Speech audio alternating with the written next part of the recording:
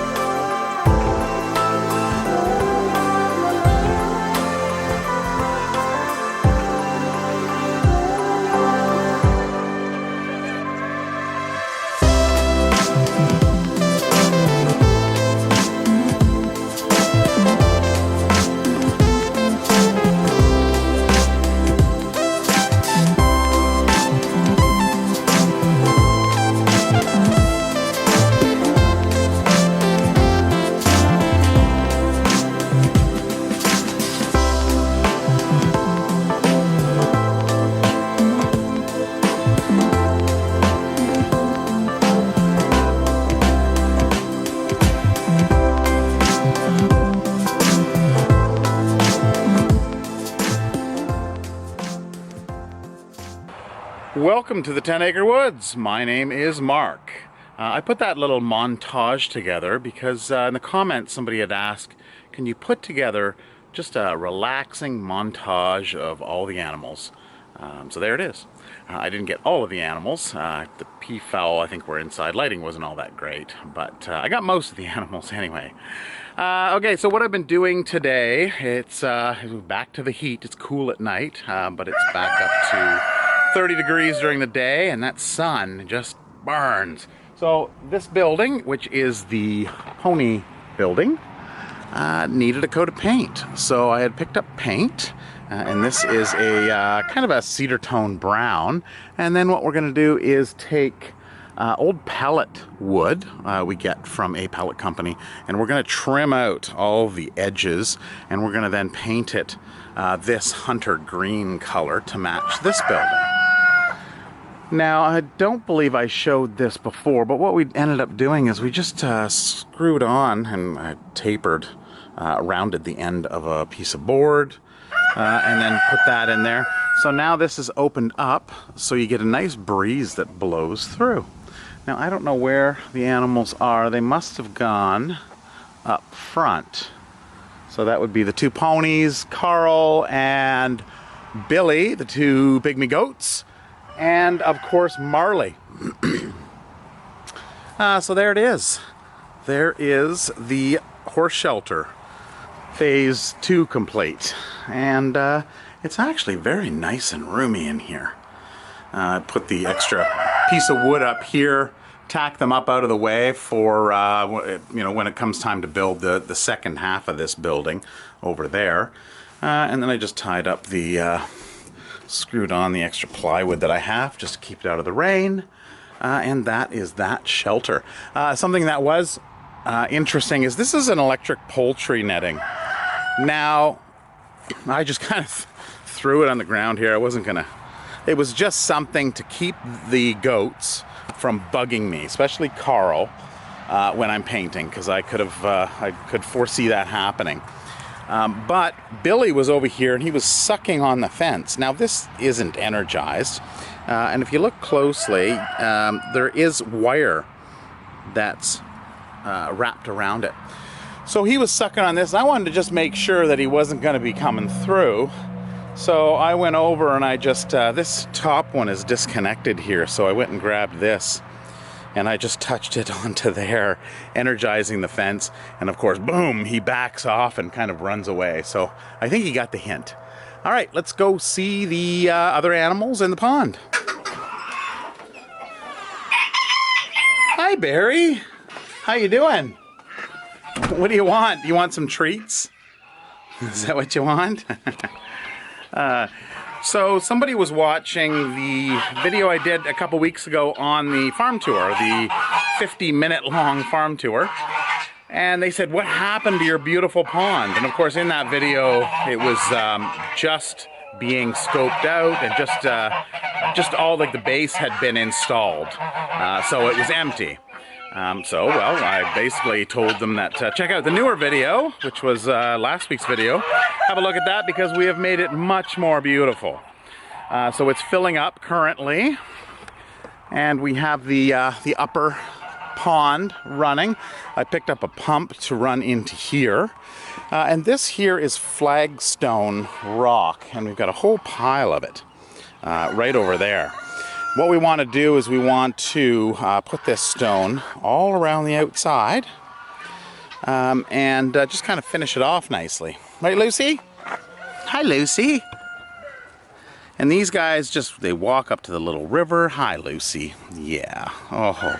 They walk up to the little river and the pond, and they've got all their water to drink out of. Oh, here's the troublemakers, the kids. They were just coming out from the back, so we did finally open up the back because we did the electric fence. I think that was last video. So they've been spending quite a bit of time out back. Oh, here's one of the kids going down to drink, getting a drink of water. Hey, Snow, you just gonna go to the river?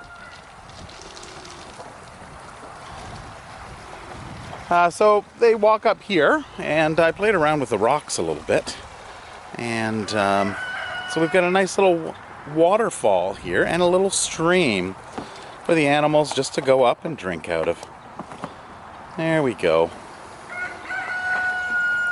Just a natural stream, just like out in the wild, right, Snow? So it's slowly coming up. Now, if you look at this here, this is the water coming out of the bottom well that taps in underneath the pond here. And then, of course, the waterfall is just coming from a pipe over there that's pumping up, in, and then recirculating. But, you know, day by day, it is coming up, and you can't see the ledge around the outside anymore. It's going to come up probably to about this level here. You can see the pipe over here. Wait, where is it? It's, yeah, right there. And that's the drainage pipe for the springtime, for when the water comes in. It'll fill up to that level right there and then overflow out into the front ditch. Now this area here is just gravel that goes down to it. We're trying to figure out exactly how to do it. But there are sandbags that are wrapped in a geotextile along here to kind of make a barrier.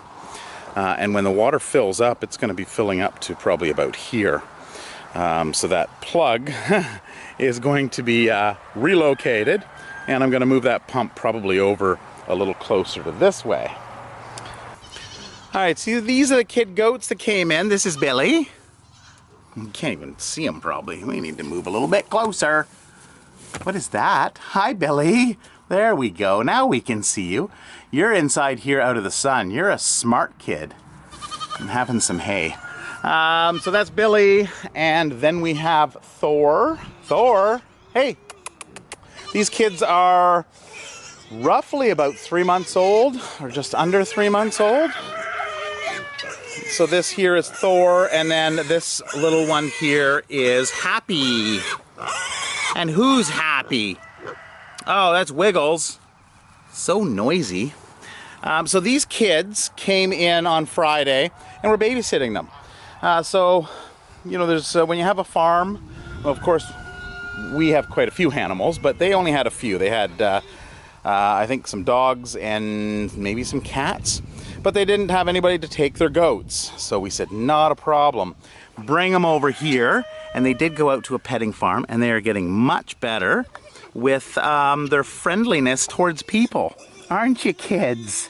Now, something I wanted to point out here, these kids have been dehorned, and they are boys, so the base of the horn is larger than on the female, than on the males than it is on the females. And what you get is, you can see that rough little spot there. This is a scur. And what's happened is it wasn't burned off completely. So this is going to grow out, and unfortunately, you know, if it can't be reburned or fixed up, he's going to have an issue for the rest of his life, and he'll have to get it trimmed regularly. Now, we don't dehorn any of our goats because it's not natural. You know, they have their horns for a reason. They use them for scratching quite often. But a lot of people, when they get goats, they feel that it could be dangerous, putting themselves or their children in danger, so they decide to get them removed. But really, if you're spending time with your goats and they're not, you know, quote unquote, a herd animal, then they'll be fine. Okay, Wiggles. No. In you go. In you go, Wiggles. Alright, gotta make sure I lock this gate here. Okay, we're in. So Wiggles, you, if you hadn't been following us, well, you won't know, you will now, that Wiggles actually was at a hog barn, and she was the runt, and her mom stepped on her knee, her back leg. Now, it was really limp, apparently, at the time that it happened. And the people who worked at the hog, at the farm, they took the little one home. Because, of course, the farmer didn't want him anymore, because he would have just put her down. She was of no use. So they took her home, and it did actually mend on its own, because she's very young. But there's a chance that she could have some arthritis in the back knee. Right, Sheldon? Yeah, so these guys get along great. So this is Sheldon's little buddy, and a new buddy came in last week. So here we go, basically the same type of breed. They're both Yorkshire or Yorkshire crosses. They are not micro nano pigs, because they will get, you know, after probably 18 months to 2 years, they will be up to probably around 700 pounds. So quite the size. Now, what had happened with, we're calling him, well, actually, we didn't call him. It was the people who found him called him Bouncer. Now, Bouncer bounced out of the back of a truck on the, from what I understand, on the highway. And a father and son found him, and he was in pretty rough shape. Now, he's lost his tail. That had to be cropped off, probably just due to damage, or it could have just sheared off. And then on his face, Hey, bud. You can see he's got, you know, some scarring there, some bumps and bruises. But he was taken into a wildlife rescue out in northwestern Ontario. Hey, Wiggles.